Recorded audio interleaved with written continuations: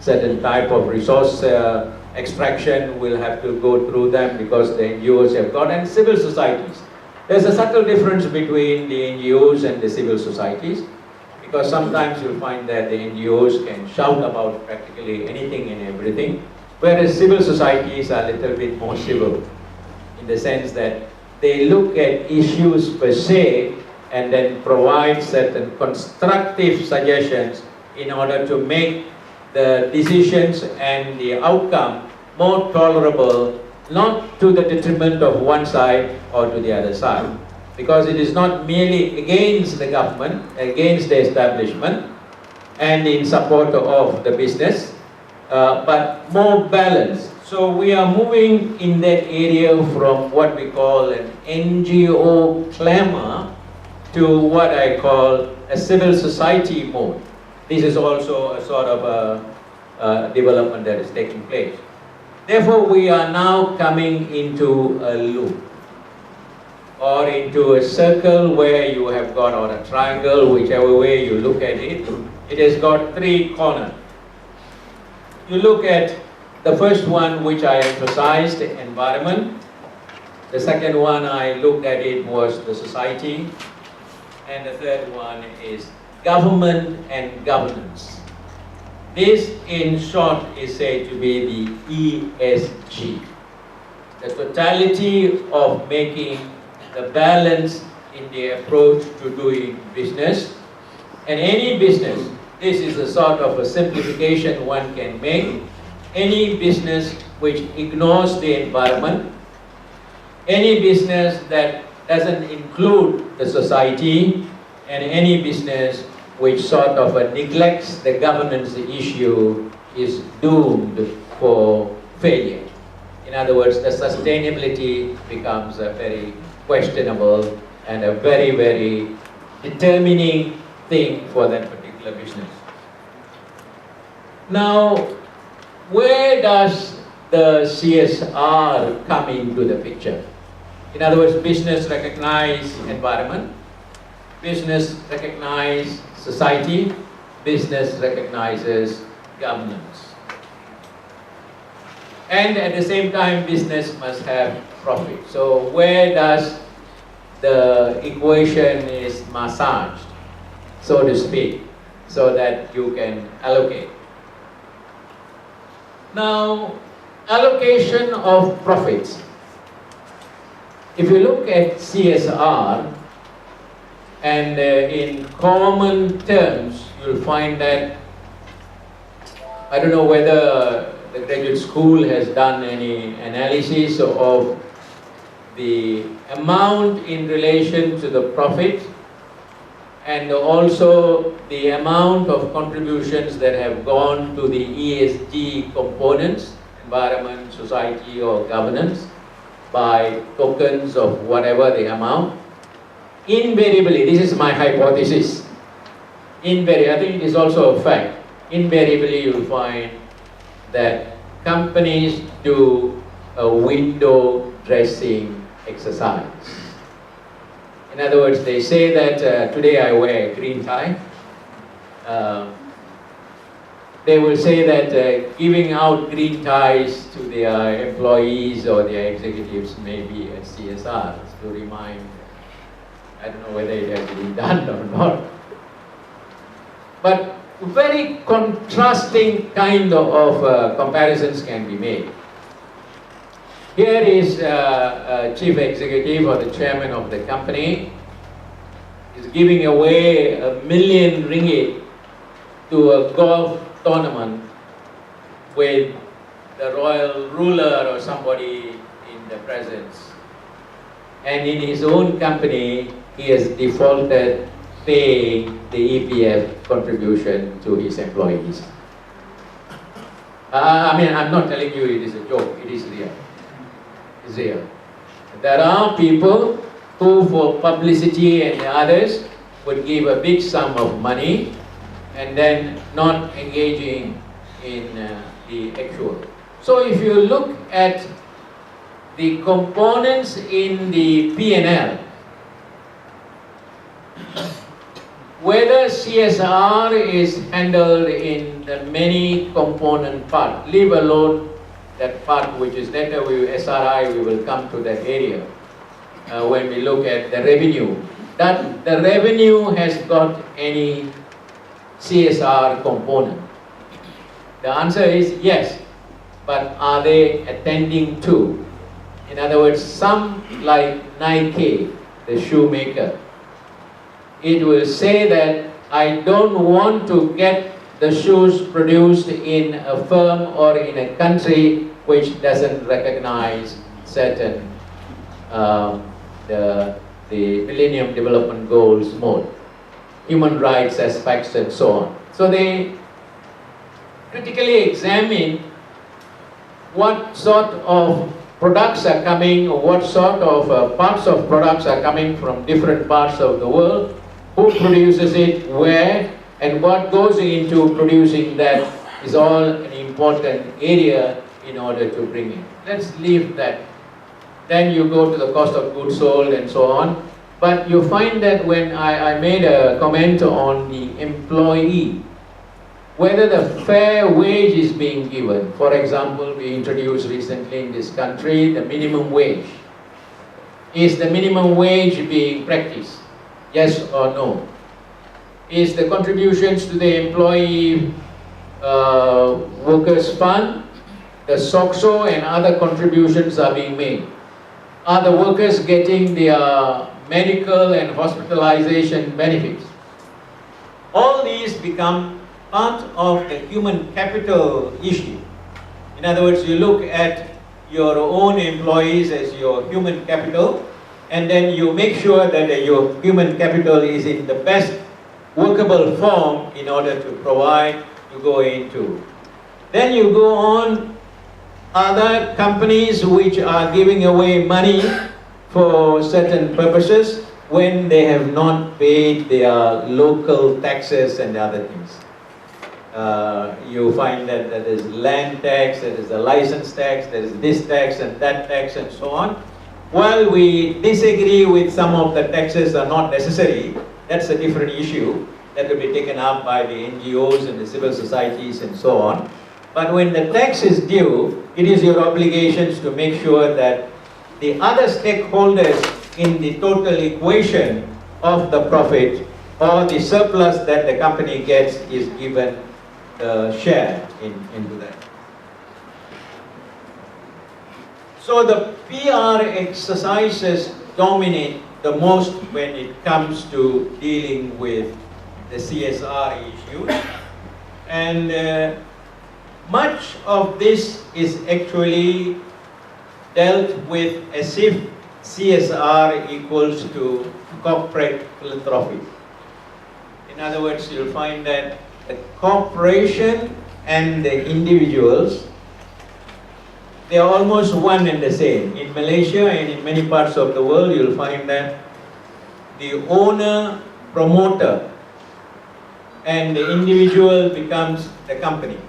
In other words, he can deal with the money in any way he wants. In any way he wants to suppress one as against the other. But many great people, those who want to advocate philanthropy, that means charity, they say that that money from the corporation is separated from his own personal money. The dividends are paid and then they are taken out. And some companies you'll find that in the order where we come into your gross profit, your net profit, your tax, your income tax paid, and then amount available for distribution to shareholders. At that point in time, the shareholders get their benefit. And what about the stakeholders? And this is where the equation will have to be looked upon in the CSR. To what extent the shareholders agree that before the distribution of dividend, the other stakeholder interests are taken into consideration in some kind of formula. But I don't see in any of these cases formulas have been worked out how to apportion. By and large, these are merely guesses, and then they are being dispersed on impulse, and also sometimes for the purposes of the ego of the chairman or the CEO or people who are in the company. So now I'm sure you would have discussed this in your term paper or other essays. You look at this from the point of view of CSR as being really contributing to the very fact that we need an equitable distribution from the net profit that has been earned by the company and giving the rightful portion to the shareholders. Some parts are attributed to the other stakeholders, for example, employees, government, and society. I think the three issues we will make ourselves very clear. One is environment, society, and governance. Now, having seen over 2 decades of CSR, now this notion of SRI comes in. Now, what is SRI? Socially responsible investments. In other words, business behaves irresponsibly. I think we started with the notion that to begin with, businesses behave only for themselves, vested interest. They behaved very irresponsibly, as a result of which we had decadence and decline in many issues. We have seen this, and more due to globalization and other assertiveness in the environment and in the society and governance, there is a clamor, and therefore there is more to be shared. The wealth must be equally and equitably distributed, and an inclusive approach must be done. Now, investors are very choosy these days. They look at, when I was working in a merchant bank in the 1970s, the early 1970s, first time merchant banks have come into the country. I worked in one of the first merchant banks in the country. We looked at, of course, what's the difference between a conventional bank, a commercial bank, and a merchant bank. But simply, merchant banks looked at conventional banks. You go, you want to borrow, what assets do you have, what collateral you have, and they will look at those issues. Merchant banks look at it. What is your business? How your business is being done, and what are you buying, what are you selling, what services you are doing, and how is your cash flows, and so on. Can we cover you up for the deficit, and so on? Your cash flows go up and down. Can we finance your cash flows for the portion that is down, and then you pay us back the money when the cash flow is up? And project financing was an area we looked at. At that particular time, any Tom, Dick, and Harry can come to the bank and then get money, as long as your profit is okay, as long as your cash flows are okay. But some people today say that, who are you? Are you a tobacco manufacturer? No loan for you. Ethics comes in. In other words, is smoking harmful to, injurious to health? Yes. I think the cigarette advertisements are banned in the TV, but newspapers still carry some aspects. And then when you see films, they also say tobacco is injurious to health, drinking is bad, it will cause you cancer, but still it goes on. But here, the businesses won't get financing. The investors will look at and run away from this kind of a thing. Again, gambling.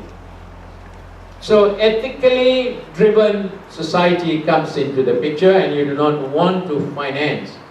Who is saying that? The businesses are not saying that. The investors are saying that. There is huge amount of money outside the banking world.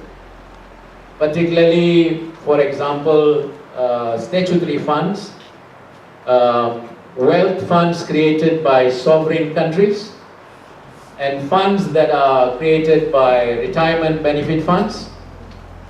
For example, in our country, I think the EPF is one of the biggest holder of funds. It has got every month, I think they are collecting about 20 to 30 billion.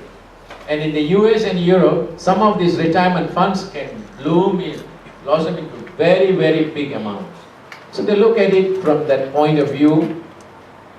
How are we going to invest our money? There is moral issue that comes in. There is an ethical issue that comes in. And how the company is managing its own affairs.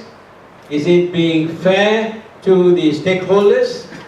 All these issues come into in order to determine whether that business can get that loan, can get that investment into. Financial returns and social good.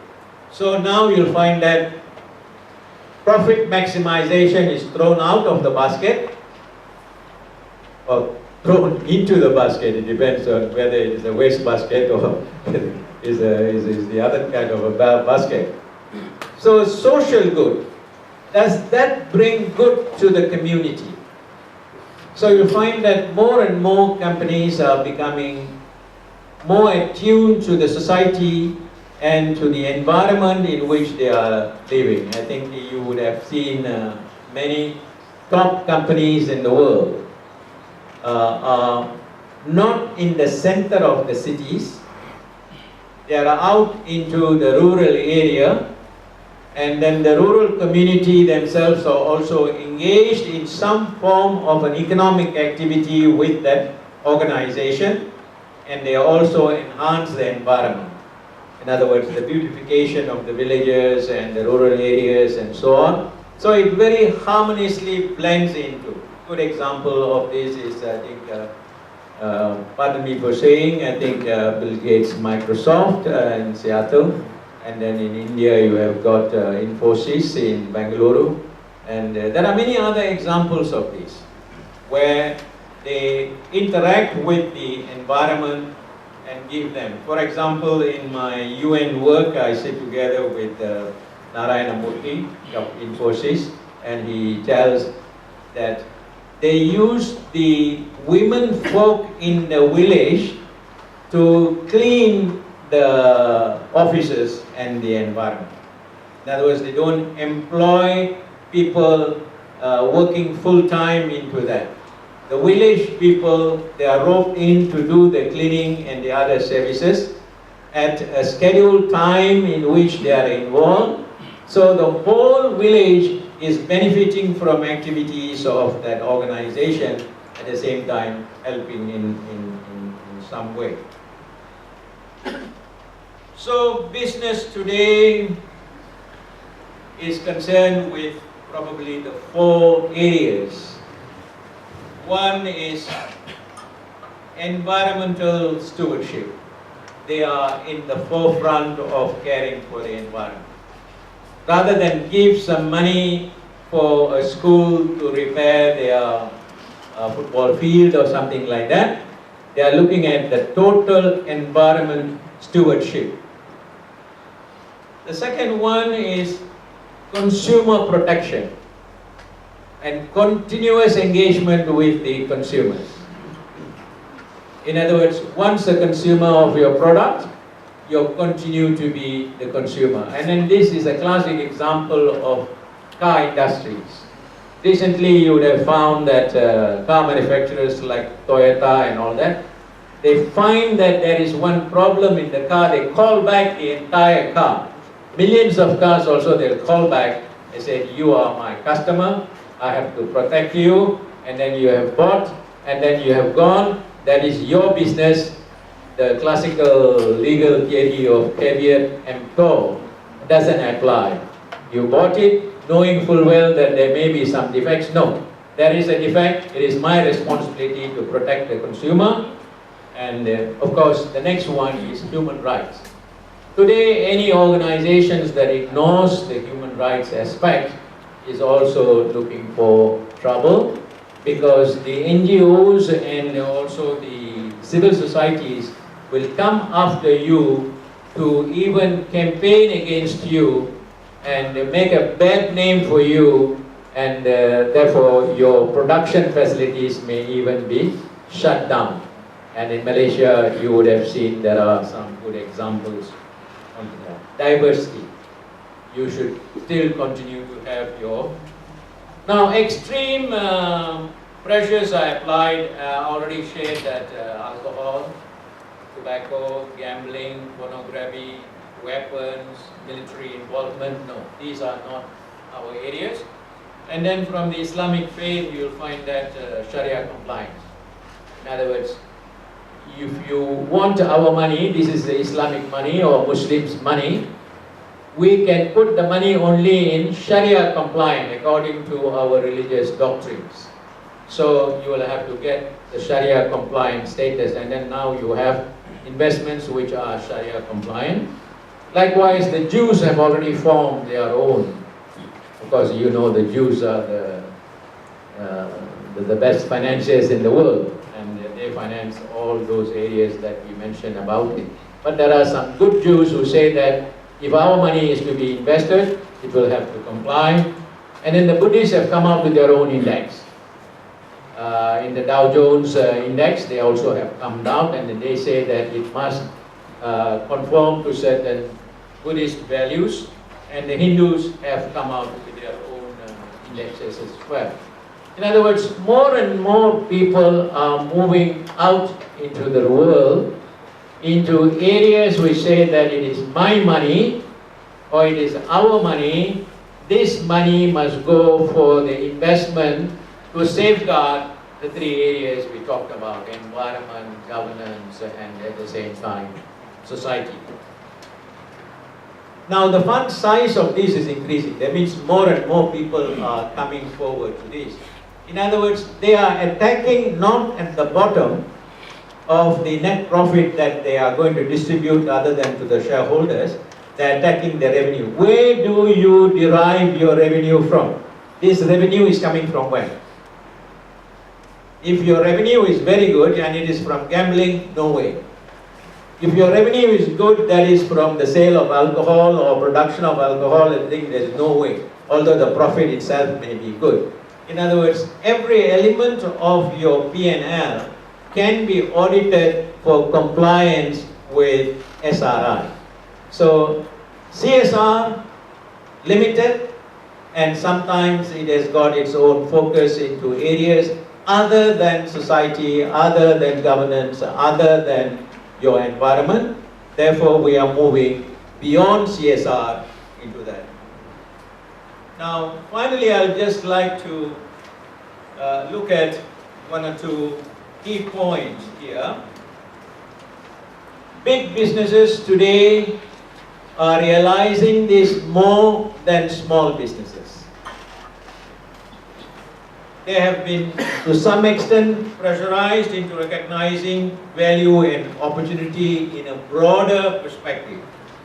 If you have time, and probably Nur Azizi, Ismail, if you do not have the report, I can send you a copy of the report of the IBM to look at how the next level of CEOs would be able to attract the better position for their own organizations by looking at some of these issues. The nature of business is, of course, profit-driven. And doing business at the heart of CSR and SRI is compassion. If you look at it, ultimately, you look at, but compassion internally driven and acted upon is much better than merely lip service that we have given so far. So on that basis, I would like to conclude my talk here, is that we have looked at a sort of a broad survey of responsibility, social responsibility from a historical perspective in business. And then we looked at how the CSR notions crept into the social responsibility areas and how to some extent it is performing a task, but not so efficiently as it should be, and it has been hijacked into an area of greenwashing and also looking at PR exercises. And the world is facing a catastrophic kind of a situation in which the socially responsible actions, including socially responsible investments, which is gaining more ground, should be able to come into the picture and take on the business position in a much better way. That is the challenges ahead, and I hope I have been able to do some justice to you listening to me, and I'm quite available to take on some questions or comments or challenges onto this. I think that is part of the program. You're going to moderate, or I'm going to stand here, but Vinny? No, you can continue to Continue, all right. So thank you very much for listening to me this morning.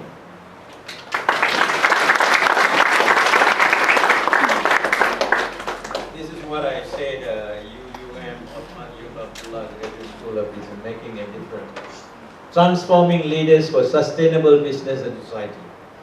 This is Nur Aziz's, Transforming leaders for sustainable business and society. Now you know why I also put Transcending beyond CSR into SRI. And this is the Mustafa's Harvard of the East. So I hope this wish will come through. Harvard of Asia, Harvard of the East. Okay, you can tear me to pieces. Yes, Prof. Can you speak another mic? I think you can hear. Yes, that was Iqbal. Thank you very much for giving a really good speech here without having to hide behind PowerPoints or other which normally people use. But here's a real case of giving a lecture, coming out from experience. So that's really very good for this morning. Very seldom nowadays we see people really giving lectures who can use PowerPoints and play around with things on the screen. So here we really got to learn. So you don't have to worry of being an exam professor here. You really deserve to be a professor. That's experience. I really enjoyed your speech. But one of the key things that are rising was we find that business schools, how do we teach these elements in business schools? You know, there's a shift taking place out there. The business schools have got this important responsibility of changing the way business leaders are trained.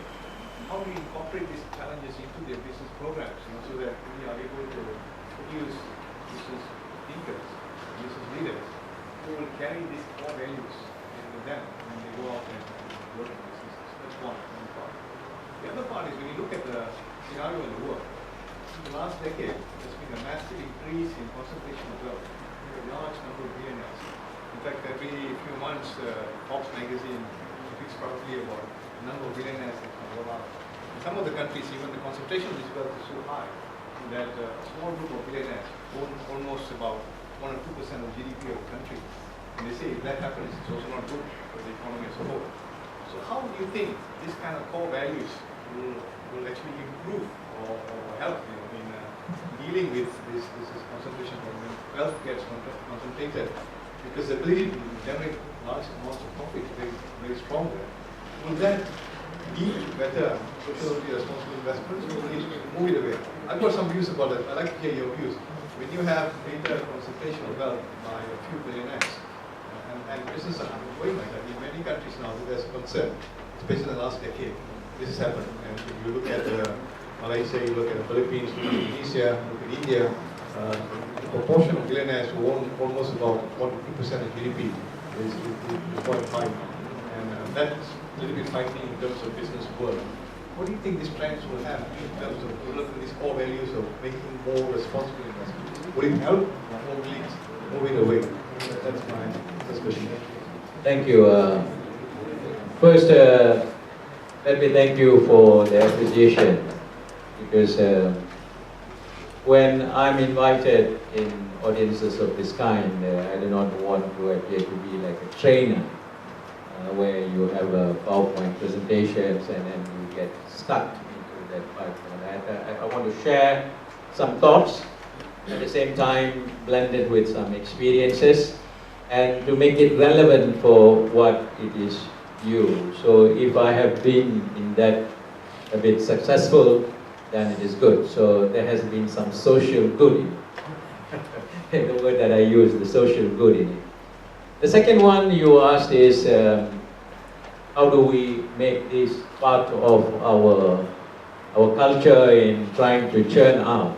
This is the challenge for the Harvard of the East, and then also to the Dean of the Osman Yub Abdullah Graduate School of Business. Now, I'd just like to go back to 1970s, the early 1970s. Only one university at the time, University of Malaya, no other universities in the country.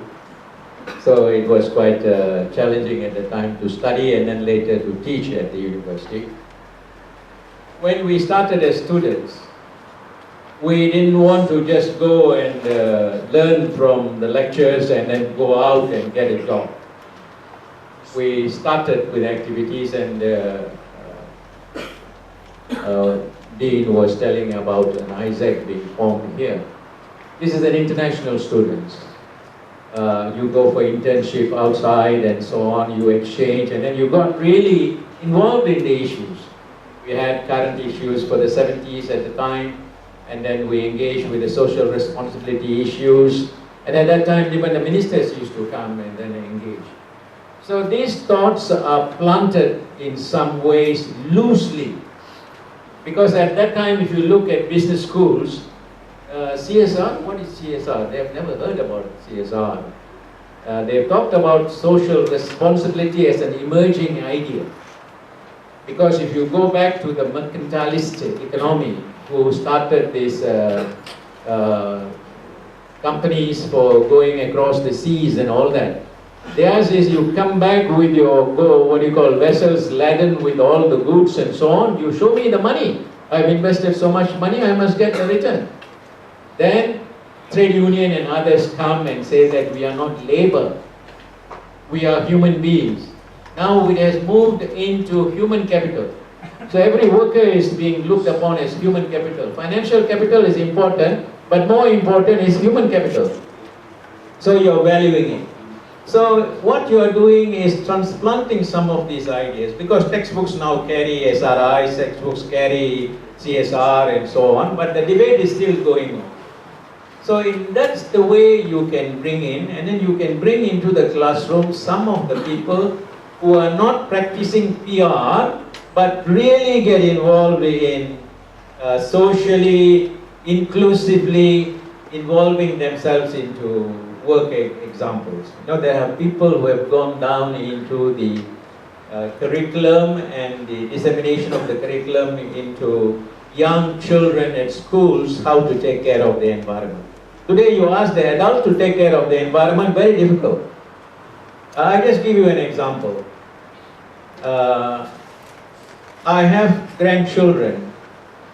I find it very difficult to get them to pick up the papers, and they just throw the papers here and there, put them into the dustbin.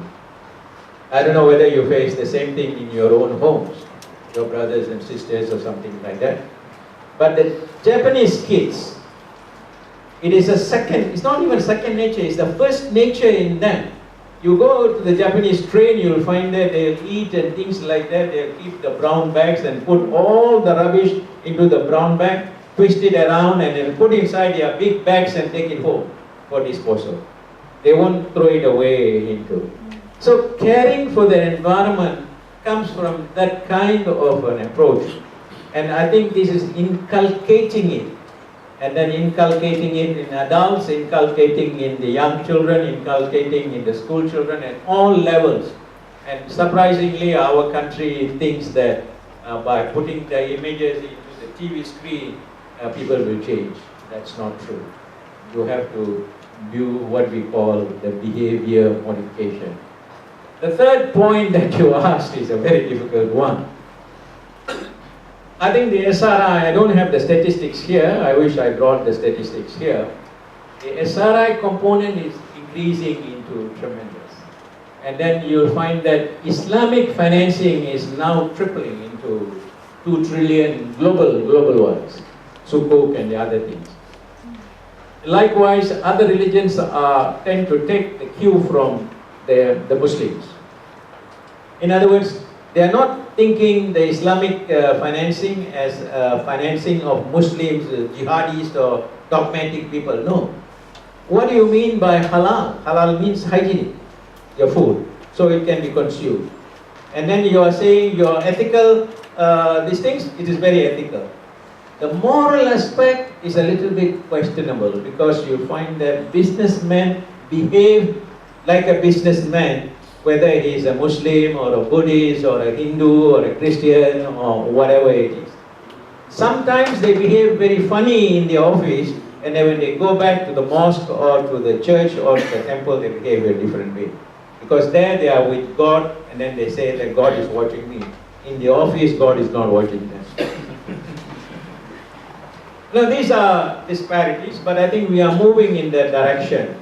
The SRI component will come more and more as we don't want to be like Krypton. You don't want to be like planet Krypton. I think that is the short summary. Anybody else? Yes, please. I think you better identify you're a professor or a student. I am Dr. Ajay. I take care of executive development under the Dean. And in fact, one of the programs this year, he started this year executive development program with a program on sustainability. So sustainability management program, but unfortunately the response was very low. And this is the beginning of my question. First of all, I must thank you that you presented a very good lecture and a rosy picture that the things are improving. The investors are going towards the social sustainability, and the world is going towards, CSR is, people understand CSR more, social responsibility more. But here is my question.